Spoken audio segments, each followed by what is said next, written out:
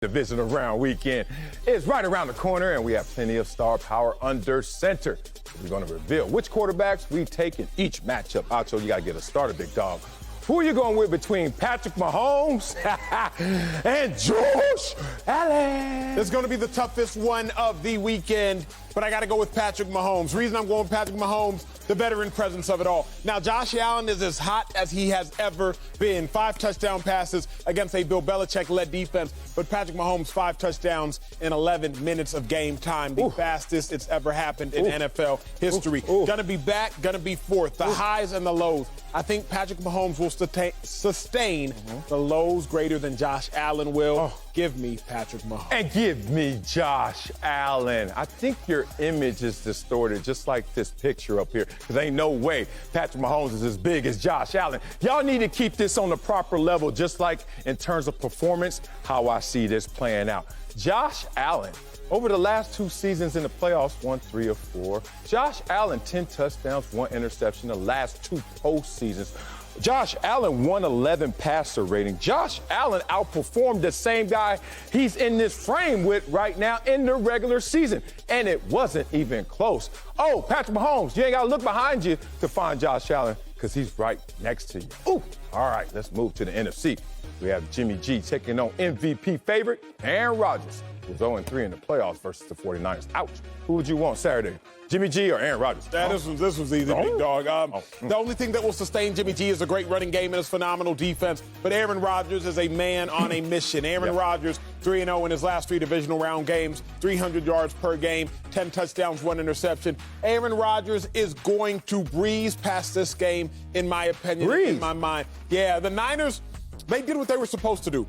They beat the Dallas Cowboys. They did that handedly. Jimmy G, remember, still out there playing with a broken thumb. The Niners still don't even have their starting running back. Fred Warner, you know he's banged up with that ankle injury. Bosa coming out of concussion protocol. So I will not at all be disappointed in Jimmy G nor the Niners if and when they fall. Keep in mind, I believe they're playing on a short week. You go to Dallas, go back to San Fran, and I believe this game is on Saturday. You got to go back to Green Bay. So not mad at all in the Niners. Aaron Rodgers, I don't even think he's looking at this game. You know track and field, you know hurdlers. Hurdlers don't look at the hurdles. They look at the finish line. Aaron Rodgers is looking at the finish line. Uh-oh, that's the hurdle for him? You didn't even hurdle me. Oh! Aaron Rodgers is going to hurdle right over this one and on to the next. Yeah, well, the last time Aaron Rodgers finished the race victorious. Only one time. Interesting. They're not facing each other. I'd say Aaron Rodgers as well, but boy, did you make this a no contest when I'm like, he doesn't face him. He faces that defense. He has to face what the 49ers do, not just what Jimmy G does. And be real about Jimmy G. He is the greatest enigma. We don't know what's going on with him. He is a magic straw that stirs it all together because he just has that Midas touch. They played each other this year. Aaron Rodgers, MVP candidate this year, front runner, yeah. What was the score of that game? 30-28, that close? Something about Jimmy G. They were winning with a minute to go in that game and lost by a field goal.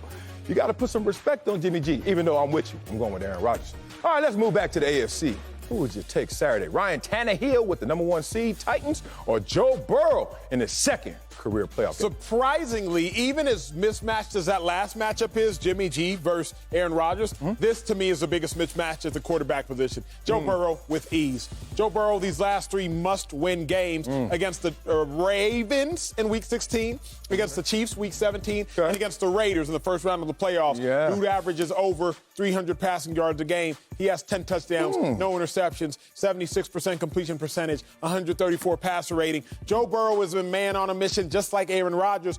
But Joe Burrow has that unrealistic, unmerited confidence, which players actually need. He said in his presser yesterday, I think we'll talk more about it, he's not that hyped because this is the floor for them. He's like, this ain't the ceiling no more. This is a new Cincinnati. This is a new Bengals team. I think Joe Burrow will dominate this game. I also think the Bengals will win. I'm with Joe Burrow, but that whole dominate, this is the problem.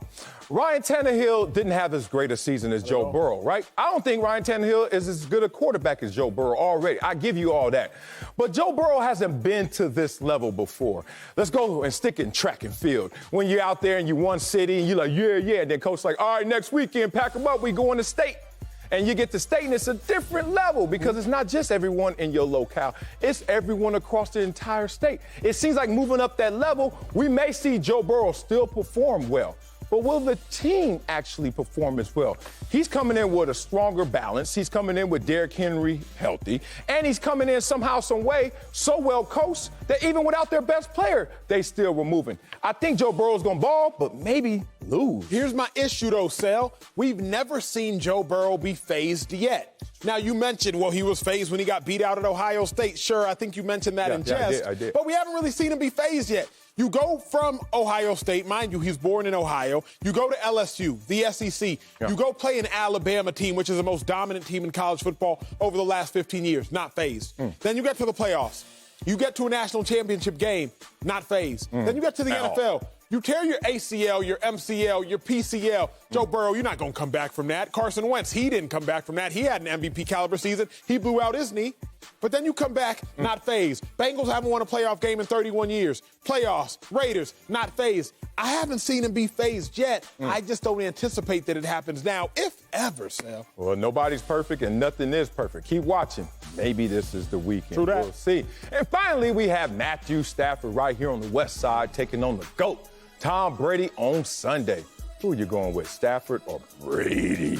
I'm going Matthew Stafford on this. Man, you just doing television. No, I'm going Matthew Stafford. He even laughing at it. I don't know, and remember, I hope that the Rams will win the game. Oh, sure. But Matthew Stafford, he only had to throw the ball 17 times last game. There's a reason. There's a reason. He had 2 touchdowns and 4 incompletions. Yeah. I think Matthew Stafford will be much more efficient than Tom Brady. Tom Brady will more than likely be tasked with doing more. How? I don't think because what Sean McVay does, Sean McVay attacks people. Bruce Arians, his system is his system. Sean McVay is going to look at the Bucs and say, which weak link are we going to go at? If it has to be with the run game, it'll be in the run game. Pass game, pass game. Sean McVay makes Matthew Stafford's life easier than Bruce Arians makes the life of Tom Brady. Yeah, but I can't go against the GOAT. I can't go against Tom Brady. These are the magic moments he always conquers, no matter who his foe is. A few years ago, it was Patrick Mahomes surging 50 touchdowns. Man, come on, y'all. Last year, it was Patrick Mahomes again. Come on, y'all. Stop sending them my way. Last year, he went through Aaron Rodgers, went through Drew Brees. Like, come on, y'all. Stop playing with me. Here's the thing. I know Matthew Stafford's going to do more than he did last week, in part because he's going to need to do more. But Tom Brady's going to have more to work with. Last week, no playoff Lenny. Last week, they didn't have the running game like they desired because now they're going to get all of their assets back at the running game. I look at Tom Brady like Matthew Stafford. This is going to be big for him. A lot of pressure on him, but in those magical moments, in the moments that matter most, you ever bet against Tom Brady? And if you do, you're a losing man.